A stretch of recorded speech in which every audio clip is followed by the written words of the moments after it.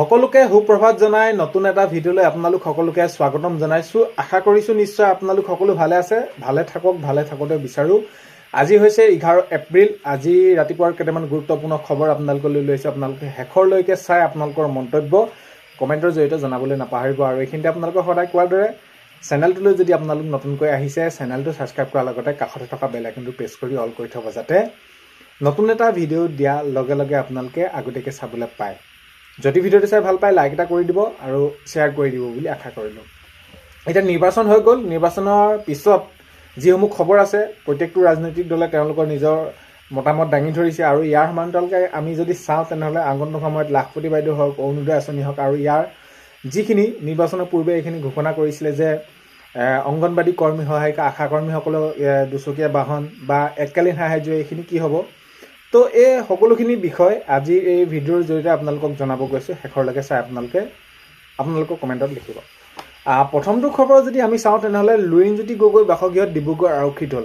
তেতিয়া নিৰ্বাচনৰ পিছত যিটো ঘটনা ঘটিল যে বিজেপি কৰ্মীক তেনেদৰে তেওঁলোকৰ AJP যি কৰ্মীয়ে তেনেদৰে হতাহতি হ'ল, আৰু তাৰ পিছৰ পৰ্যায়ত এনেকুৱা ধৰণৰ এটা সময় আহিলে বা পৰিস্থিতি আহিলে যে আৰক্ষী দল গৈ পিনি লুৰিণজ্যোতি গগৈ বাসগৃহত উপস্থিত হ'ল। আৰু তাৰ পিছৰ পৰ্যায়ত পৰিস্থিতি অলপমান জটিল অৱস্থালৈ গুচি যায় যে কিয় আহিব লাগে, কিয়, কেনেকুৱা ধৰণৰ কি ৰিপৰ্ট আছে, এইখিনিক লৈ আৰক্ষীয়ে জনোৱা মতে সেইখিনি কৈছে যে যিটো ঘটনা সংঘটিত হ'ল তেওঁৰ ওপৰত সেইখিনি FIR দিয়া হৈছে, আৰু সেইখিনি বিচাৰ কোচাৰ কৰি লুৰিণজ্যোতি গগৈ বাসগৃহত আৰক্ষী দল দেখা যায়।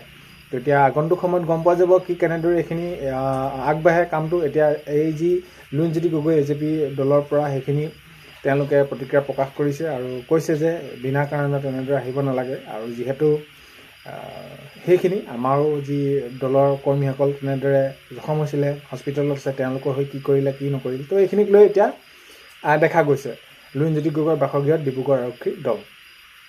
নেক্সটটো খবৰ হৈছে নিৰ্বাচন গ'ল। এতিয়া নিৰ্বাচনটো গুচি গ'ল। এতিয়া জয় পৰাজয় অংক লৈ ব্যস্ত হৈ পৰিছে সাংসদ ফণীভূষণ চৌধুৰী। তো ফণীভূষণ চৌধুৰী ব্যস্ত হৈ পৰিছে এতিয়া কোন সমষ্টিত কি হ'ব নহ'ব, কিমান ভোটত জিকিব, এনেকুৱা ধৰণৰ। মুঠৰ ওপৰত এতিয়া যদি কোৱা হয় তেনেহ'লে এতিয়া জয় পৰাজয় অংক লৈ ব্যস্ত হৈ গৈছে ফণীভূষণ চৌধুৰী।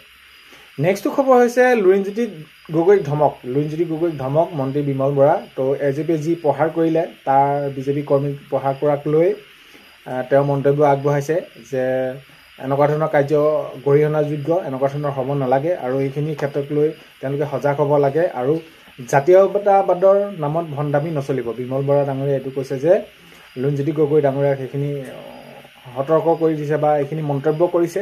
তেওঁক জনাইছে যে জাতীয়তাবাদৰ নামত এনেধৰণৰ ভণ্ডামি নচলিব, বিমল বৰা ডাঙৰীয়াই মন্তব্য কৰিছে। আৰু আগন্তুক সময়ত ইয়াৰ সকলোখিনি বিচাৰ হ'ব, আৰু কাৰণ কেলে এনেধৰণৰ যি কাৰ্য হৈছে গৰিহণাযোগ্য, এনেদৰে জনাইছে বিমল বৰা ডাঙৰীয়াই।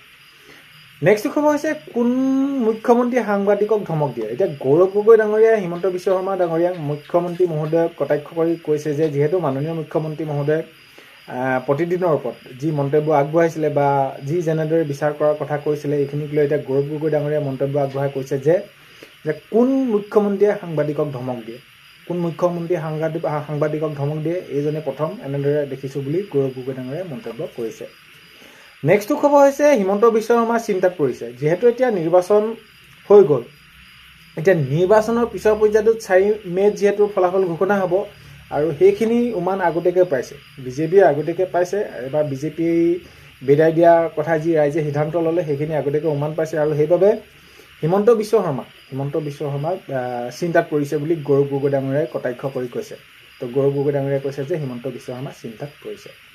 নেক্সটটো খবৰ হৈছে বিশ্বজিৎ ফুকনক হত্যাৰ ভাবুকি দিয়া এজনক গ্ৰেপ্তাৰ, নাওজানৰ পৰা যোগেশ্বৰ গগৈক গ্ৰেপ্তাৰ। তো বিশ্বজিৎ ফুকনক যিহেতু হত্যাৰ ভাবুকি দিয়া হৈছিল, তেনেদৰে তেওঁক সেইখিনি কথা কোৱা হৈছিল আৰু ছ'চিয়েল মিডিয়াত তেনেদৰে প্ৰকাশ কৰিছিল।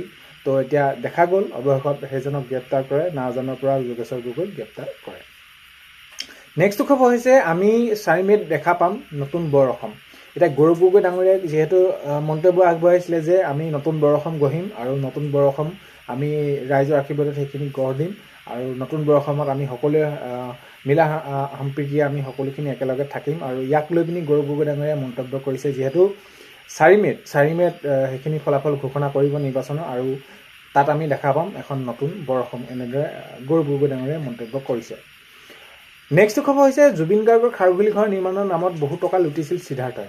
তো হয়, এতিয়া সেইখিনি কথা পোহৰলৈ আহিছে আৰু সেইখিনি যি ফাৰ্ষ্ট ট্ৰেক আদালতত এতিয়া শুনানি চলি আছে, এনেকুৱা ধৰণৰ কাণ্ড কৰিছিল জুবিন গাৰ্গৰ যি খাৰঘুলি ঘৰ নিৰ্মাণৰ নামত বহু টকা লুটিছিল সিদ্ধাৰ্থই। তো এনেদৰে এইখিনি কথা ওলাইছে, প্ৰকাশ পাইছে। নেক্সট খবৰ যদি আমি চাওঁ তেনেহ'লে যি অংগনবাদী কৰ্মী সহায়িকাসকলক এককালীন দিয়া কথা আছিলে, অতি সোনকালে চৰকাৰ গঠন হোৱাৰ পিছতে তেওঁলোকক দিয়াও সেইখিনি সিদ্ধান্ত গ্ৰহণ হ'ব। আগন্তুক সময়ত নিশ্চয় তেওঁলোকক সেইখিনি দিব। আৰু যি আশা কৰ্মীসকলক দুচকীয়া বাহন দিয়াৰ কথা কৈছিলে সেইখিনিও অতি সোনকালে নিৰ্বাচনৰ পাছত চৰকাৰ গঠন হোৱাৰ পাছতে অতি সোনকালে দিব। আৰু গৌৰৱ গগৈ ডাঙৰীয়াই এটা মন্তব্য কৰিছিলে যে নিৰ্বাচনত যদি এবাৰ তেওঁলোকৰ নতুন চৰকাৰ হয়, নিৰ্বাচনত তেওঁলোকৰ যদি জয় হয়, তেনেহ'লে অংগনবাদী কৰ্মী সহায়িকাসকল, আশা কৰ্মীসকল তেওঁলোকৰ সেইখিনি মাননি বৃদ্ধি কৰি দিয়া হ'ব। এতিয়া কি কেনেদৰে বৃদ্ধি কৰে আগন্তুক সময়ত গম পোৱা যাব। আৰু এই যি তেওঁলোকক এককালীন দিয়াৰ কথা কৈছিলে মাননীয় মুখ্যমন্ত্ৰী মহোদয়ে, আৰু যি তেওঁলোকক আশা কৰ্মীসকলক দুচকীয়া বাহন, তেনেহ'লে নিৰ্বাচন এতিয়াতো হৈ গ'ল। এতিয়া ফলাফল ঘোষণা কৰিব, চৰকাৰ গঠন হোৱাৰ লগে লগে তেওঁলোকৰ বাবে আহিব ভাল খবৰ। অতি সোনকালে আহিব লাগে ভাল খবৰ, নহ'লে তেওঁলোকৰ যি সমস্যা আছে নহ'লে দূৰ হ'বলৈ হ'লে বহুতখিনি তেওঁলোকে আৰু দিন বহুত বেয়াকৈ তেওঁলোকে পাৰ কৰিব লাগিব। চ' সেইবাবে অতি সোনকালে তেওঁলোকৰ বাবে সমস্যা সমাধান কৰি দিব লাগে। নেক্সট খবৰ যদি আপোনালোকে চাই, চৰকাৰী ঘৰৰ বাবে যদি আপোনালোকে জিঅ'টেক কৰিছিলে তেনেহ'লে আপোনালোকে অতি সোনকালে আপোনালোকে ঘৰ পাবলৈ গৈ আছে। চৰকাৰী ঘৰ আপোনালোকে অতি সোনকালে পাব। আৰু নিৰ্বাচন হৈ গ'ল, নিৰ্বাচন হৈ যোৱাৰ পিছত চৰকাৰ গঠন হ'ব, গঠন হোৱাৰ পিছতে আপোনালোকে চৰকাৰী ঘৰ প্ৰায় লাখ লাখ পৰিয়ালে পাবলৈ গৈ আছে। আৰু অৰুণোদয় নতুনকৈ দিয়াৰ কথা মাননীয় মুখ্যমন্ত্ৰী মহোদয়ে জনাইছে। অৰুণোদয় সেইখিনি নতুনকৈ দিব আগন্তুক সময়ত, বহুতখিনি মহিলাক দিবলৈ আছে। অৰুণোদয় অতি সোনকালে আকৌ সেইখিনি মুকলি হ'ব বুলি মাননীয় মুখ্যমন্ত্ৰী মহোদয়ে জনাইছে। এতিয়া আৰু এটা কথা মাননীয় মুখ্যমন্ত্ৰী মহোদয়ে ইয়াৰ সমান্তৰালকৈ কোৱা দেখা গ'ল যে যিসকল এতিয়া গোটৰ মহিলা 10,000 টকাটো নাপালে তেওঁলোকক পুনৰ সেইখিনি কি কৰা হ'ব, যিটো আগন্তুক 25,000 দিবলৈ কৈছে একেলগে তেওঁলোকক দিয়াৰ কথা সেইখিনি কৈছে। তো আগন্তুক সময়ত গম পোৱা যাব কি কেনেদৰে সেইখিনি তেওঁলোকক দিয়া হয়। নেক্সট খবৰ হৈছে এইবাৰ মেট্ৰিক পৰীক্ষাত যিসকলে ফেইল কৰিলে, মন বেয়া কৰি বহুত বেছি লাভ নাই। আগন্তুক সময়ত তেওঁলোকে এইখিনি একাগ্ৰতাৰে আকৌ পঢ়ক, যি লক্ষ্য আছে সেইটো লক্ষ্য স্থিৰ কৰি তেওঁলোকে পঢ়ি যাওক। য'ত যি ভুল হ'ল সেইখিনি তেওঁলোকে মন কৰিব লাগে, সেইখিনি মন কৰিলে তেওঁলোকে আকৌ আগন্তুক সময়ত তেওঁলোকে নিশ্চয় ভাল ফলাফল লাভ কৰিব। আৰু 13 এপ্ৰিলত যি বহী ৰিচেকিং, এতিয়া যদি কোনোবাই ভাবি আছে যে বহী মোক কম পালোঁ নি ৰিচেকিঙত, তেওঁলোকে আবেদন কৰিব পাৰিব পৰ্টেলত, এনেদৰে তেওঁলোকে সেইখিনি জনাইছে। PM কিষাণৰ যদি আপোনালোকে কৃষক পঞ্জীয়ন কৰি লোৱা নাই আৰু আপোনালোকৰ ইলিজিবিলিটি ষ্টেটাছত যদি অলপমান খেলি মেলি হৈ আছে তেনেহ'লে আপোনালোকে অতি সোনকালে ঠিক কৰি লওক। সকলোখিনি আপোনালোকৰ বাবে সুবিধা হ'ব আৰু আগন্তুক যি ইনষ্টলমেণ্ট দিবলৈ গৈছে তাত আপোনালোকে পোৱাৰ সুবিধা হ'ব। চ' আজি 11 এপ্ৰিলৰ ৰাতিপুৱা খবৰ এইকেইটাই আপোনালোকক জনালোঁ। ভিডিঅ'টো আপোনালোকে শেষলৈকে চাই থকাৰ বাবে বহুতেই বেছি ধন্যবাদ। ভিডিঅ' প্ৰথমতে কোৱাৰ দৰে চেনেলটোলৈ যদি আপোনালোক নতুনকৈ আহিছে, চেনেলটো ছাবস্ক্ৰাইব কৰাৰ লগতে কাষত থকা বেল আইকনটো প্ৰেছ কৰি অল কৰি থ'ব, যাতে নতুন এটা ভিডিঅ' দিয়াৰ লগে লগে আপোনালোকে আগতীয়াকৈ চাবলৈ পায়। আজিলৈ মানে অন্য এটা ভিডিঅ'ৰ সৈতে লগ পোৱাৰ হয়।